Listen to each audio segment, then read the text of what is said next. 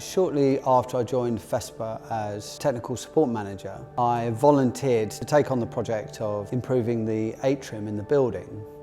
The atrium was, it's a lovely building, it's got great architectural features, but it lacked the kind of essential character and personality of our industry, our membership. For me, the thing that was a real priority was to ensure that we had inspiration for our team here, and that when visitors were coming to see us, that they would walk into a space that would be very welcoming, interesting and engaging. FESPA's community includes textile printers, garment decorators, graphic point-of-sale display printers, signage companies, industrial printers, so a very broad community. Within that, we had to choose some kind of key examples of work that would really be exciting to people that arrived here. The next area was looking at how to bring life to the space through signage, through three-dimensional applications, through the use of fabric. So that led me to begin a conversation with a previous FESPA two-time gold winner, HNS Signs, up in Birmingham, and the conversation began with Michelle Henry. She had really good, strong sense of creativity and also techniques and application. FESPA have asked us to work with them to inject some personality and some colour into their sort of main atrium as you come into their offices. It needs to reflect all the different types of print and signage techniques so that it's truly representing the industry. They've also asked if we can incorporate all the different member associations. I'm wondering if we make the most of being a global business, so using all the countries rather than the actual logos, because I think it's a little bit safer to use the countries as well in case there's businesses change. What about printing onto wallpaper and then having the wallpaper in the background behind the FESPA logo? Yeah, we could use that, couldn't we, instead?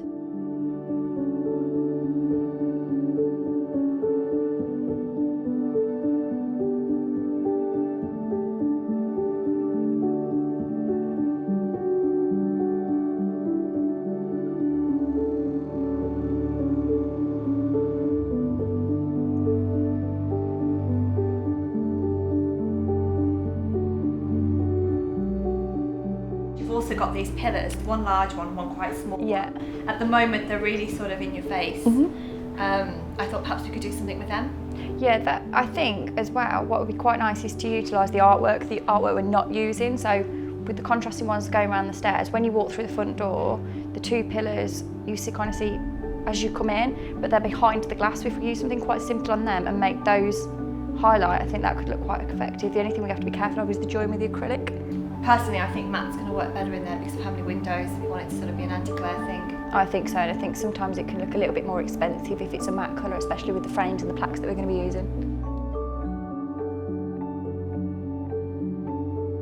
And then we started looking at the fabric component, and either side of the atrium we had two columns 7 metres high that would allow us to express photographically something more of FESPA and FESPA's culture. So we kind of tried to pick, I think there were 10 images in total that would provide a snapshot of FESPA's daily business and its profit for purpose. Paul Noble from Bannerbox I'd known from my time on the board of FESPA UK Association. I knew that Paul was very passionate about digital printing, fabric and fabrication, and with all their experience of banners, flags and display graphics in fabric, I knew that they would be the people to work with.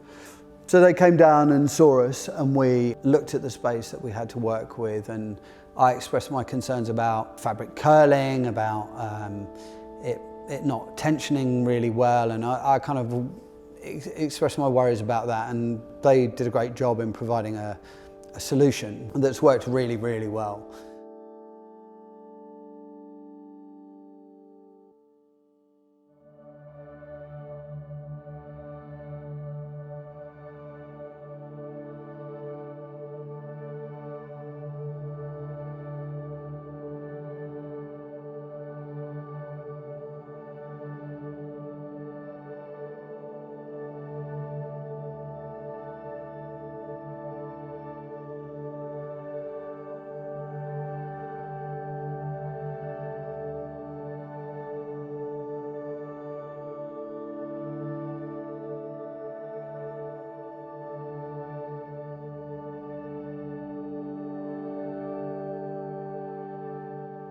The lovely thing is the rigging's 7 metres high. You don't want to be putting towers up every 6 months to change the graphics. So we've got a pulley rigging system up there that allows us to chop and change as we please, which is perfect.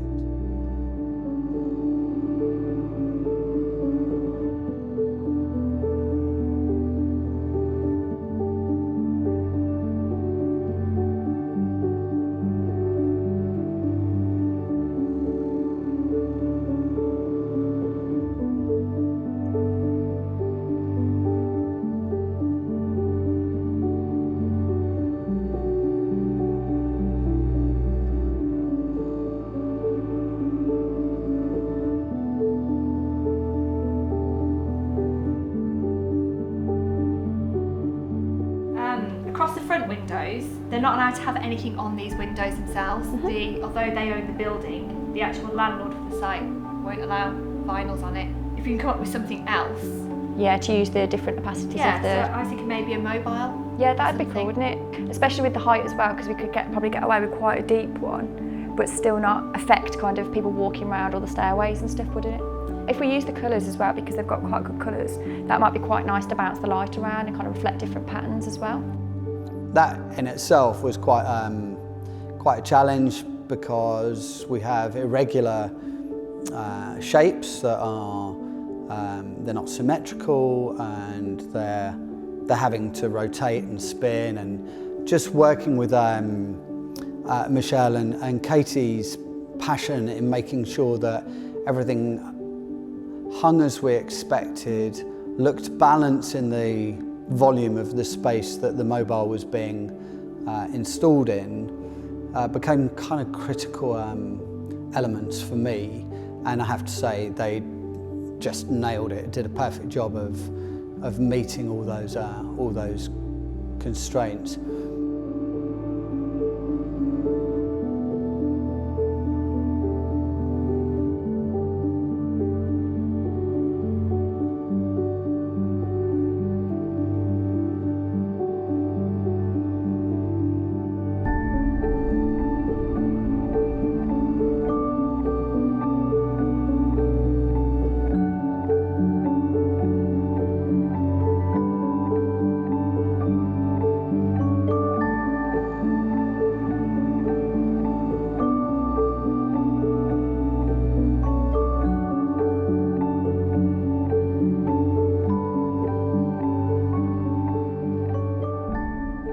We started looking at built-up letters. Rather than having flat letters on the wall, we'd bring built-up letters, and we'd digitally print the returns on the sides of them, so that we could have what essentially from the surface looked just like a white letter, but you look at it obliquely and there was a complex pattern clearly only achievable by digital printing.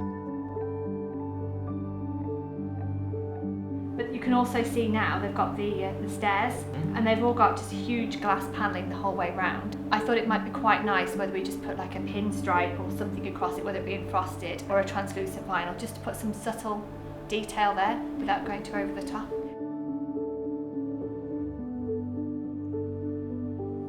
So I think when I first started looking at this, I was thinking we needed to make art quite a central component of this, and fortunately through the FESPA awards and the archives that we had, we knew that there was some amazing quality work, screen prints and some digital prints that would be suitable to indicate the skill levels of members of our associations. So I started looking through the list of award winners, and I found people like Gallery Domberger in Germany, MIDI Print in Russia, Lawrence Bogley in Switzerland, Christian M. Walter in Spain, and Harwood King in the UK, and they clearly had produced work of incredible quality that would both be kind of aesthetically pleasing and representative of a broad swathe of technical capability. So then I went about the process of speaking to them and asking them if they would be willing to contribute, and I'm very pleased to say that in all cases we had a really positive uptake, and they kind of got what we were trying to achieve and were very happy to participate. So that was kind of one area. The final thing was we have all this art, we have these lovely banners that show something of our culture, we have the lettering that reinforces the messages of the solidity and the sense of passion and conviction that exists within FESPA's team and community. But then really we needed to look at the artworks on the wall and find a way of expressing technical information about them so that our people that visit us, people that see this short film will see that there are explanations. This is beyond an importance of aesthetics. This is about how things are done, because that's what our members are doing. So again, working with HNS, we've taken laser cutting of very small lettering and laser engraving of triple laminate product. So we've then bonded raised letters onto depth engraved materials, and that's given us a really nice way of expressing the title of the work for the piece of art.